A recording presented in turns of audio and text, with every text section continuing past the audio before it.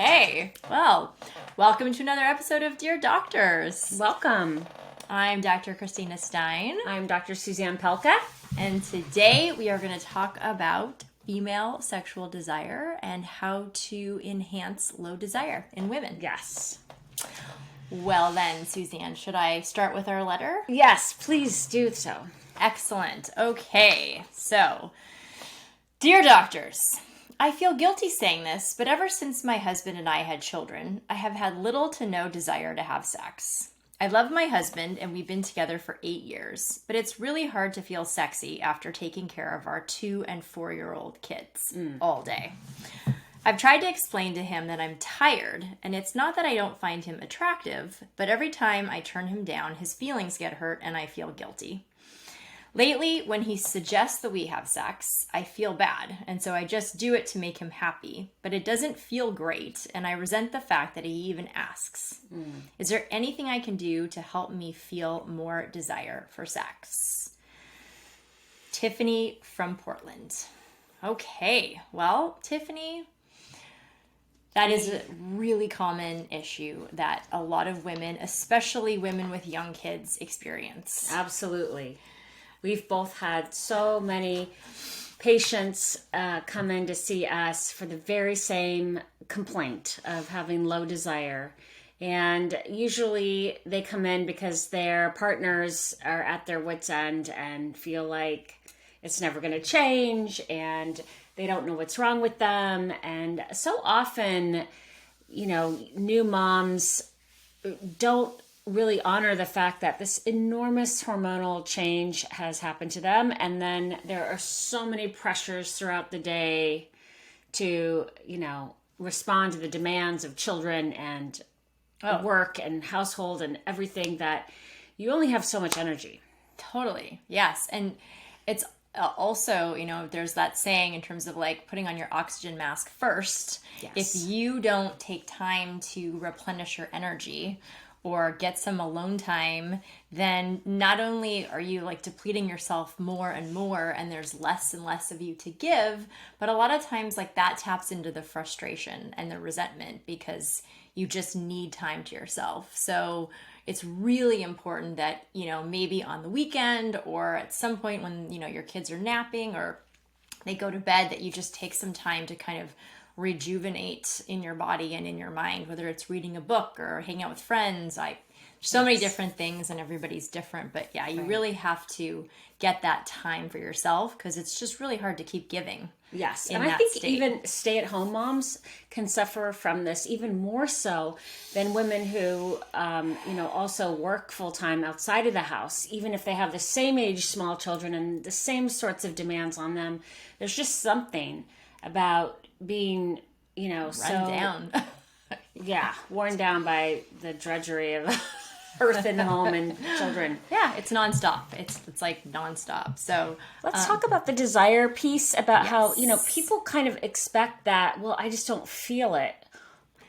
Well, no shit. Like, you don't feel it, right? You're not always going to feel it. And, a lot of people, ourselves included sometimes, have sex not because they're driven, not because they're feeling turned on or amorous, but because they want to have sex. Because it means something in some way. Yeah, and it's also really important, I think, to distinguish the two different kinds of desire. One in that, like what you're saying, where it's like, oh, I spontaneously want to have sex and I'm driven to do it, which a lot of people experience more in the beginning of a relationship when it's new and exciting and, there are all these factors that make it easy and the hunger is there in a different way. And then as time goes on and you're more attached in your relationship, you almost have to create scenarios that you can respond with desire. So there is spontaneous desire that happens, unexpectedly and organically. And then there's responsive desire where you either, like Dr. Pelka is saying, you decide that you want to have sex and you respond to the idea and you move towards it. And you respond to your partner's desire. So if your partner's coming to you with their own spontaneous desire, you can respond and have a responsive desire. And that could just be you knowing that you want to elevate the sort of spiritual intention of sex to nurture your relationship as such. Or that could just be because, it's something that you ultimately want also. Yeah, and another way to think of it too is spontaneous desire is almost like a body desire that then the mind catches up with, whereas responsive desire is sort of a mental desire that the body has to catch up with. I love that. And so, so sometimes, like your partner may touch you and caress you and with the intention of wanting to be intimate, and you can decide, am I going to be open and receptive and respond to that with letting that energy build in my body so that I can, pursue intimacy, or am I going to shut it down? So, really important to think about that, because especially if you're tired and it's late at night, the worst thing is 11 o'clock at night when your partner's like, hey baby, let's get it on. And no, nobody wants that. Nobody wants that. Hard rules against any sort of initiation past 9:30. Yes. But or a homicide might occur. Conversation is good around that.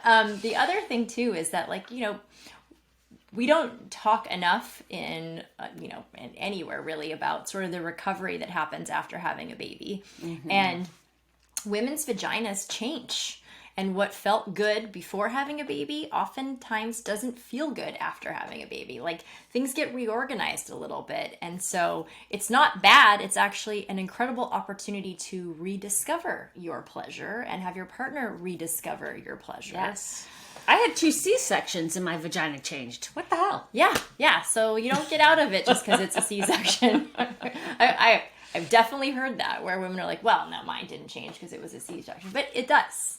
But really, it's about being able to say, hey, honey, that worked before. It doesn't work now. Can we maybe experiment with touching me this way, or trying this, or, incorporating just different techniques to sort of make the sex that you're anticipating something worth anticipating, right? Yeah. You want it to feel good. Right. If it doesn't feel good because you're not communicating about pleasure, then why would you desire that in the first place? Exactly. And Tiffany, just remember that if you say yes, that you will probably, if you start going through the motions of having sex with your partner in a sort of open and giving way, you will probably get more turned on as you are in the process of going through the motion. So It's like a fake it till you make it. Your body catches up, right? Yes. But really it starts with your mind giving your body permission to show up. Yeah. So, and I do have a lot of male partners in my practice that say, well, I don't want to have sex unless she really, really wants to have sex. And it's like, but she's trying to have sex to meet you there, but you don't want to have sex with her unless she really, really wants to have sex. So then we're just going to be at a stalemate. Dude, yes. So sometimes you just have to recognize, yes, you would ideally want your partner to experience high desire for you and really want to have sex and really be into it. Everyone wants that. Of course you want that. It's a healthy thing that you want that. But realistically, you're going to sabotage it if you can only accept it if it's like that. You have to accept that everybody's doing their best here and go with it. If she says yes and she seems to be doing it for you, okay, get over yourself. Let her do it for you and just go with take it. Yes, cultivate it. Totally. And look, there's different kinds of sex. Mm-hmm. Sometimes you have quick sex because you don't have a lot of energy or time. And sometimes you have long, cultivated, passionate sex because you have more time.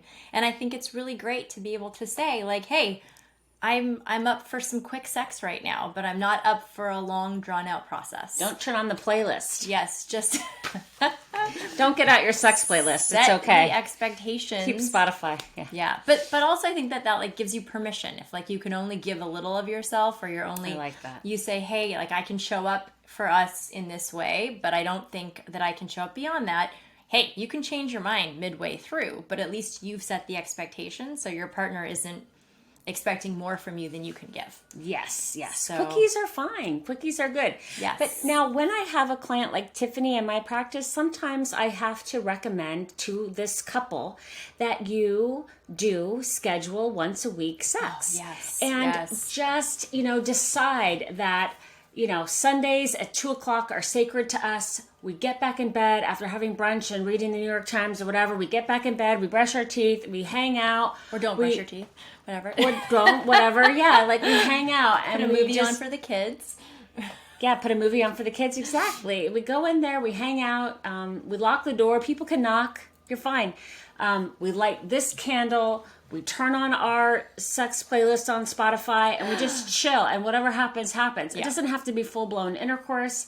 It doesn't have to be anything you don't want it to be. Even if you're just enjoying one another and caressing each other's naked bodies, that's more than roommates do. Yeah, just commit to having the intimacy, the erotic intimacy, because it really does lend itself to more, and it starts to like build upon itself. So, but I 100% agree with that. A sex date is necessary. Yeah.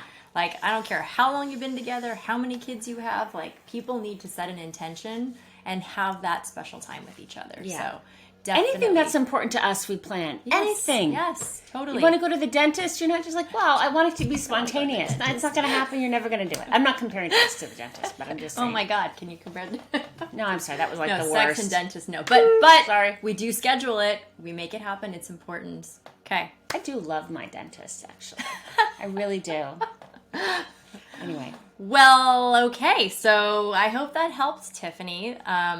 Some different ideas. Obviously, there's lots more things we can talk about, but hopefully, just give yourself permission to respond and not feel the pressure to be spontaneous.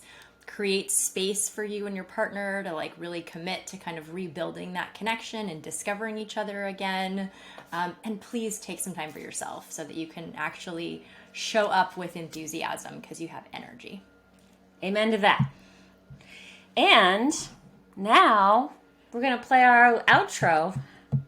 When we get it. This concludes our Dear Doctors episode today on low desire, and we hope that gave you some ideas. Here we go. Oh, and definitely subscribe to our channel. And like if you our have video. any requests for future videos, please let us know. Yes. What do you want to hear about? Yes. Okay. Thanks, guys.